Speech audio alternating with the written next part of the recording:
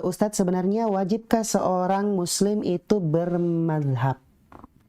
Dan apakah boleh kita mengambil pendapat banyak mazhab dalam menjalankan agama ini? Dan kalau boleh tahu Ustadz bermazhab apa? Begitu Ustadz. Ya, Jazakallah khair.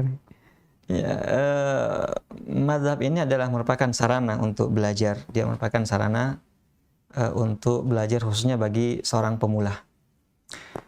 Mazhab ini sebenarnya cukup banyak ya.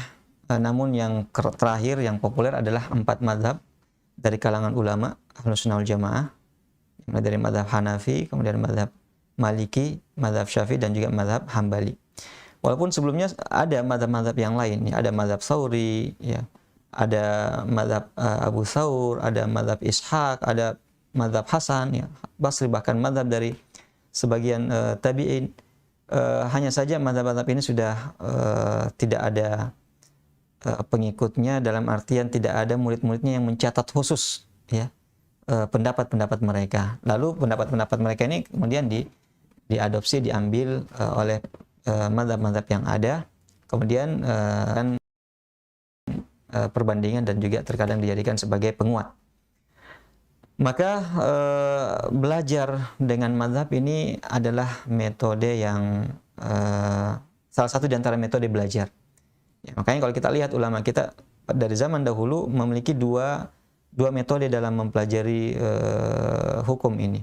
Ada yang melalui mazhab fikih, ya, ada yang melalui hadis. Ya, makanya kan ada buku-buku yang ditulis tentang fikih dalam bentuk aqwal. Ya, misalnya ya dari yang terkecil misalnya Safitun Najah, ya, kemudian ada dalam mazhab Syafi'i ya, misalnya Kifayatul Akhyar, atau sebelumnya Matan Takrib misalnya. Kemudian ada dengan metode hadis ya. Artinya bab-bab fikih ini disebutkan tetapi melalui hadis langsung ya. Misalnya kita lihat ada Umdatul Ahkam, ada sebelumnya misalnya fil hadis ya, kemudian ada misalnya Ibnu Hajar Bulughul Maram ya. Nah ini dua metode yang ulama kita gunakan sejak dulu. Bahkan juga termasuk kitab-kitab sunan seperti Sunan Abu Dawud, Sunan Tirmidzi, Sunan Ibnu Majah, ya, Sunan An-Nasai, hadis ya, mempelajari ilmu fikih dan hukum melalui metode hadis ya. Intinya sebenarnya kedua metode itu boleh saja ya kita tempuh. Namun yang terpenting di sini adalah ada seorang guru yang memandu, yang mengajar kita. Ya. Jangan sampai kita belajar otodidak. Ya.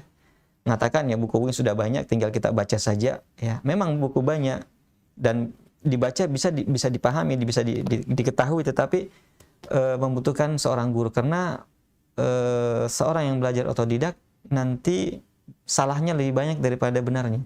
Mungkin saja salah memahami, mungkin saja yang dia baca yang lemah, mungkin saja yang dia baca itu ada kesalahan tulis, salah cetak, ya, sehingga terjadilah kekeliruan. Makanya metode apa yang kita gunakan, mau metode hadis, mau metode fikih, maka atau mazhab fikih, maka tetap harus ada seorang yang guru, yang mumpuni, yang paham, yang menguasai masalah tersebut, yang mengajar kita. Dan ya disarankan ya untuk memulainya dari buku-buku mazhab fikih ya, karena dia lebih sistematis dalam memaparkan permasalahan-permasalahan fikih. Ya, misalnya mulai dari thaharah, kemudian berpindah kepada salat, kemudian berpindah kepada misalnya zakat, berpindah kepada puasa dan seterusnya. Dia sistematis dan memudahkan untuk dipahami. Ya, itulah tentang metode bagaimana kita mempelajari agama ini. Dan ya kalau di Indonesia kita ini mayoritasnya adalah mazhab Syafi'i, ya, hampir seluruhnya mayoritas yang dianut adalah mazhab Syafi'i. Allah taala. Baik.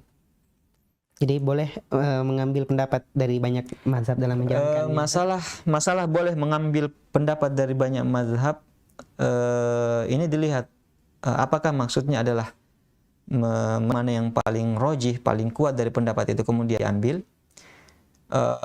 Maka ini boleh saja ketika dia memang memiliki kemampuan ya untuk memahami dalil dan memahami bagaimana istinbat hukum ulama kita itu, sehingga dia bisa menimbang. Tapi kalau tidak, maka jangan sampai dia ingin mencomot pendapat-pendapat setiap mazhab kemudian nanti mengikuti hawa nafsunya, bukan lagi melihat mana yang terkuat dari sisi dalil dan pemahaman, tetapi nanti akhirnya melihat mana yang paling cocok ya, dengan kondisinya dan hawa nafsunya. Maka ini tidak boleh, karena sebagaimana dikatakan oleh ulama kita bahwasanya man tatabba ar-rukhas tazandak. Siapa yang selalu mencari pendapat-pendapat lemah setiap mazhab, maka ini akhirnya nanti terkumpullah padanya masalah-masalah yang mungkin bukan bagian dari Islam, atau pendapat yang lemah yang sehingga terciptalah Islam baru ya.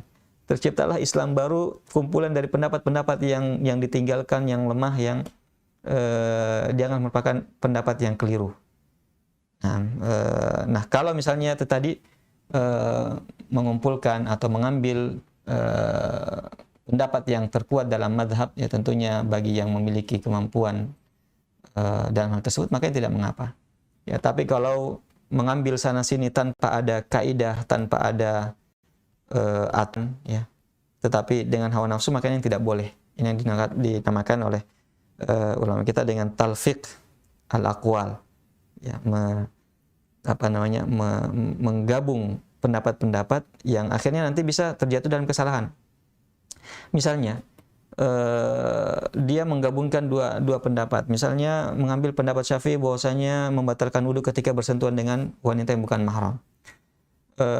Hari ini dia pakai itu, besok dia rubah lagi, ya, bahwasanya tidak membatalkan wudhu berdasarkan mazhab misalnya Hanafi, ya. Sehingga dia akan terjatuh, sudah dipastikan jatuh dalam satu kesalahan, karena di antara dua pendapat itu hanya satu yang benar, batal wudhu atau tidak batal, karena dia adalah suatu hal yang kontradiktif. Kapan dia lakukan kedua-duanya, sudah dipastikan dia sudah jatuh dalam kesalahan. Nah, berbeda kalau misalnya hari ini dia berpendapat A, karena itu yang kuat yang dia dapatkan, namun setelah melalui berjalan kajian, ta'ammul, ya, merenungi dan melihat, ternyata dilihat bahwasanya pendapat B ini yang ternyata lebih kuat, lalu dia berpindah kepada pendapat tersebut, maka ini tidak mengapa.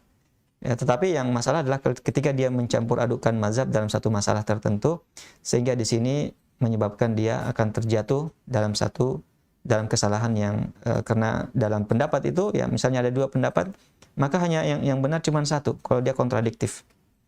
Ya, ketika dia lakukan kedua-duanya, maka sudah dipastikan dia telah melakukan satu kesalahan. Wallahu ta'ala a'lam.